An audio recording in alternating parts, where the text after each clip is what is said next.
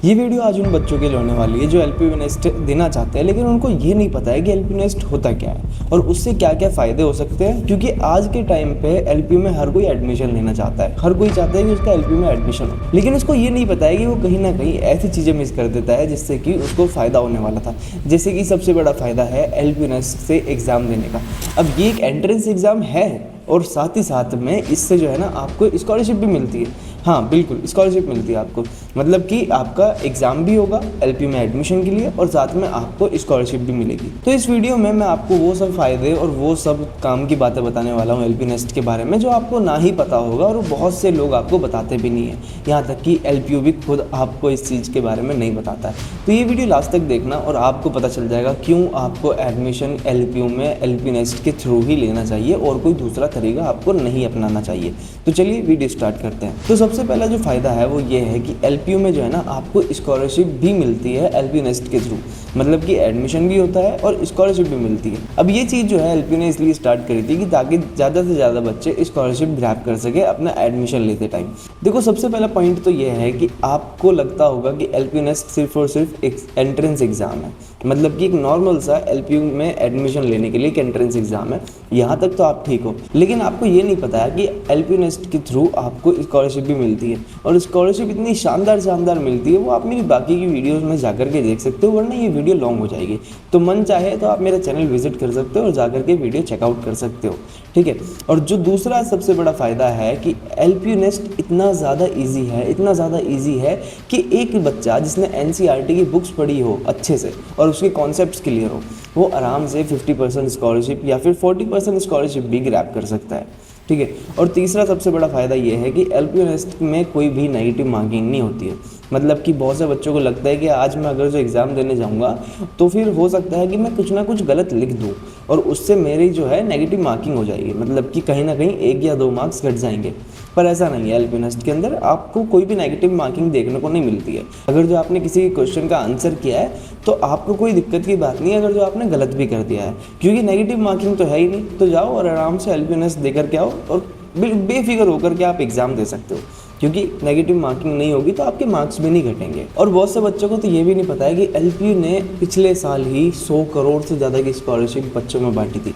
मतलब जिन बच्चों ने एलपीयू में एडमिशन लिया है एलपीयू नेस्ट के थ्रू, उनको 100 करोड़ की स्कॉलरशिप मिली थी सभी बच्चों को। मतलब ये नहीं कि है कि बच्चों को 100 करोड़ की स्कॉलरशिप मिली थी, सभी बच्चों को 100 करोड़ की स्कॉलरशिप मिली थी मिला जुला करके। और एक सबसे बड़ा फ़ायदा ये भी होता है अगर जो किसी बच्चे को रीअटेम्प्ट करना है, मतलब कि उस मानने की बात है किसी बच्चे ने एलपीयू नेस्ट दिया, उसने पहले अटैम्प्ट में इतना अच्छा स्कोर नहीं किया, उसको लगा कि मेरे तो केवल 30% की स्कॉलरशिप ग्रैब करी है मैंने, लेकिन मैं कुछ ना कुछ ऐसा कर सकता हूँ जिससे कि मुझे और ज़्यादा स्कॉलरशिप मिल सकती है। तो वो फिर से उसके लिए अटैम्प्ट कर सकता है एलपीयू नेस्ट के लिए, जिससे कि उसको हो सकता है इन फ्यूचर अगर जो वापस एग्जाम देगा तो उसको मैक्सिमम स्कॉलरशिप मिल सकती है। मतलब कि मानने की बात है अगर जो किसी बच्चे को 30% की स्कॉलरशिप मिली और उसने वापस से रीअटेम्प्ट के लिए रिक्वेस्ट किया और वापस से एग्जाम दिया, तो हो सकता है कि उसको 45 या फिर 50% की स्कॉलरशिप मिल सकती है। तो सबसे बड़ा फ़ायदा ये भी है, मतलब कि आप वापस से एग्ज़ाम दे सकते हो एक बार एग्ज़ाम देने के बाद भी। और जैसे कि मैंने आपको पहले बताया था, अगर जो किसी बच्चे के 12th की कॉन्सेप्ट क्लियर है और उसका सब्जेक्ट एनसीईआरटी बुक से रिलेटेड था,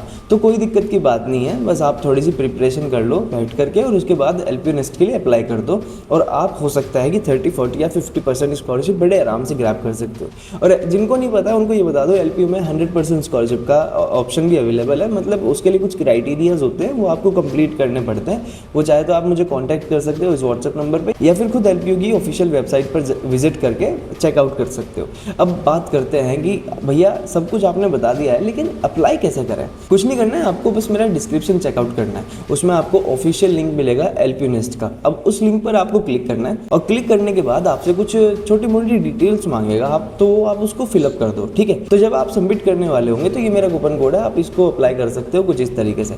अब इस कूपन कोड से क्या होगा, जो एलपीयू नेस्ट की ऑफिशियल फीस है वो 1000 रुपये, मतलब कि आप ऑनलाइन भी दे सकते हो और ऑफलाइन भी दे सकते हो अगर जो आपके नियर बाय कोई सेंटर है, ठीक है। तो आपको 1000 रुपये देने ही पड़ेंगे किसी भी हालत में अगर जो आपको ये एग्ज़ाम देना है तो।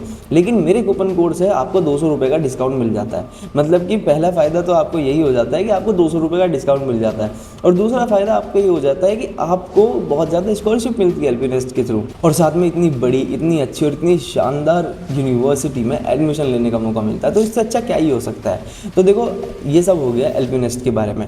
अब एलपी नेस्ट का जो मेन चीज़ है वो मैं आपको बताता हूँ।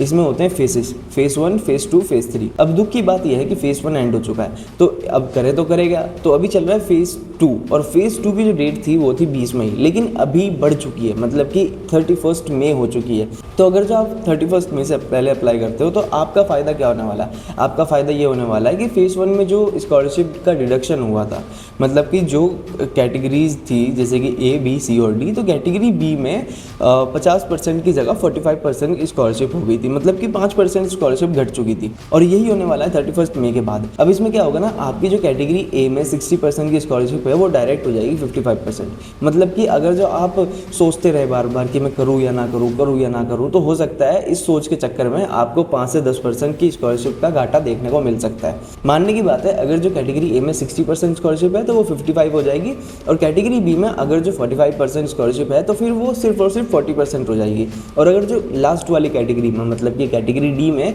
25% की स्कॉलरशिप है तो वो 20% हो जाएगी।